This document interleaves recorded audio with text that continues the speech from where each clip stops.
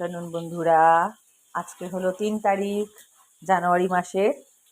আর আজকে দুপুর থেকে একটা ব্লগ ছোটোখাটো শুরু করছি বা শর্টস তুলবো। এখানে বাসমতি চালের ভাত বসিয়েছি, আর এখানে মাংস করব, আলু ভাজা হচ্ছে, এখানে হলো চিকেন আছে। বাচ্চা কাচ্চারা একদম না মাছ খেতে চাইছে না। কালকেও পমফ্লেট মাছ করেছি, ব্লগে দেখেছেন বোধহয় বা দেখবেন, আর 2 তারিখে। আর ওই জন্য আজকে আর মাছ করলাম না, কারণ বাচ্চারা যেটা ভালো খায় সেটাই আমার মনে হয় করাটা উচিত। সেই জন্য আমার ছেলে মেয়ে দুজনেই একটু মাংস চিকেনটা পছন্দ করে, ওই জন্য চিকেন করেছি। আর ওরা এই ভাতটা খাওয়ালে কী হয়, এই ফ্রাইড রাইসটা করলে সব রকমের সবজি না আমার মেয়েটা একদম খেতে চায় না, ওই জন্য আমি জানি তাহলে এদেরকে সবজিটা খাওয়ানো হবে। ওই কারণে বাবাকে বললাম সব রকমের যত ধরনের সবজি আছে ভালো ভালো নিয়ে আসবে, আমার মেয়েকে স্পেশালি। আমার ছেলে খুব লক্ষ্মী, ও খেয়ে নেয় নারায়ণ, আর মেয়ে আমার হলো একদম সবজি দেখলে পালায়। এই হলো বিনস, মটরশুঁটি বা পিস, যারা ইংলিশে বোঝেন ইংলিশে, যারা বাংলায় বোঝেন বাংলায়, এটা পিস বা মটরশুঁটি বাংলাতে আমরা বলি। আর এই হলো ক্যারট, গাজর, কলিফ্লাওয়ার, ফুলকপি, এটা হলো red bell pepper, yellow bell pepper. এই হলো সবজি, আর এখানে আছে পেঁয়াজ কলি। এই দিয়ে হবে fried rice, veg fried rice, আর হবে আলু দিয়ে চিকেন কষা। আর আমার বর না কখন চুপ করে কতগুলো পটল এনে রেখেছে, আর পটলটা এখন অফ সিজন, সিজন নয়, তো 150 টাকা করে নিয়েছে।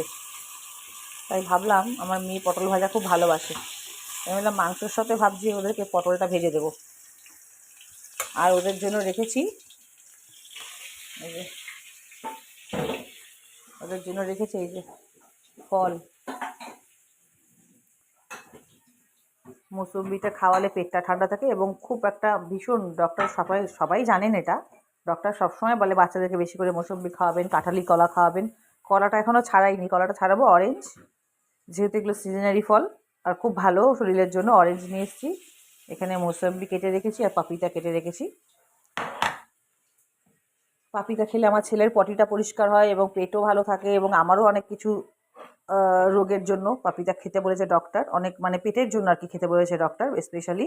সে কারণে মাম্মা এই যে ফল কেটে দিয়েছি, হ্যাঁ পড়া হলে খেয়ে নিও, হ্যাঁ পড়া হলে খেয়ে নিও, নাহলে ছাদে গিয়ে আমি খাইয়ে দেবো, যেরকম কালকে খাইয়ে দিয়েছিলাম।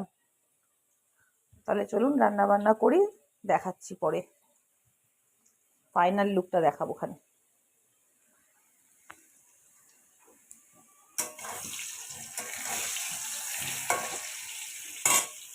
বাচ্চা কাচ্চার জন্য মা বাবারা কী না করে, হ্যাঁ, কারণ এই সবজি খাওয়ানোর জন্যই আমার, ওরা ভালো খুব ভালো খায়ও। মাছ টাছ করলে, তরি তরকারি করলে না সব দুজনেই পালিয়ে বেড়ায়। ছেলেটাকে তাও ছোট বলে বকে ঝোঁকে খাওয়াতে পারি, মেয়েকে পারি না, খুব খুব জেদ, এটা খাবো না মানে খাবো না, ওটা খাবো না মানে খাবো না, পেঁপে খাবে না তো পালং শাক খাবে না তো ওই খাবে না, অনেক ঝামেলা অনেক।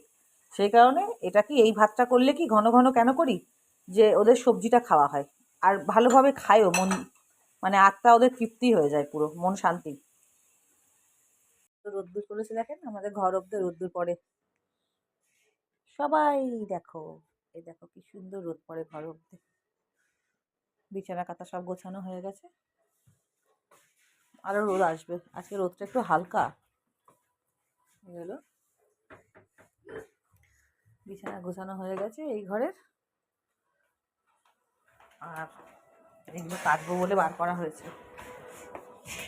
মাম্মা এখানে পড়ে উঠে খেলছে, চলো ছাদে নিয়ে যাবো। আর এই ঘরের বিছানাও গোছানো হয়ে গেছে,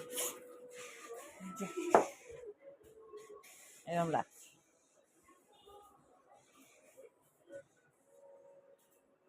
গান চলছে,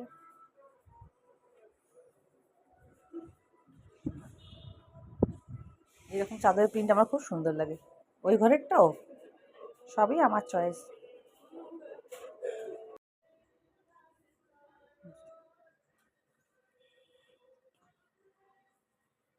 এই বালিশ দুটো থাকে কেন, আমার ছেলে সবসময় এখানে গড়ায় সোফাতে, ওর এই সেট আপটা পুরো দরকার, এই সোফার এই পুরো সেট আপটা, এই এইখানা, এই সোফা, আর টিভি দেখলে এই টিভি।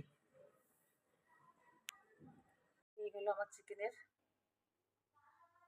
চিকেন হয়ে গেছে, এই চিকেন, আর সেমি গ্রেভি চিকেন, আর এই হলো আমার পোলাও। পোলাও না ঠিক, ফ্রাইড রাইস। তবে এর মধ্যে একটু এবারে সবজিটা অনেক কিছু দিয়েছি। আর পুরো সবজিগুলো তেলে ফ্রাই করেছি। তেলে ফ্রাই করার পরে, মানে সাদা তেলে ফ্রাই করেছি, করার পরে পুরোটা ঘি। এখন শীতকালে, শীত বলে না, একটু বাচ্চাদেরকে মাঝে মাঝে, যেহেতু ছোট বাচ্চা তো, ওদেরকে মাঝে মাঝে একটু ঘি দেওয়া ভালো, তো ঘি দিয়ে করলাম। ঘি আর লাস্টে দিয়েছি অনেকটা পরিমাণে কাজু কিশমিশ। এই হলো লাঞ্চ মেনু, আর স্যালাড আছে সাথে।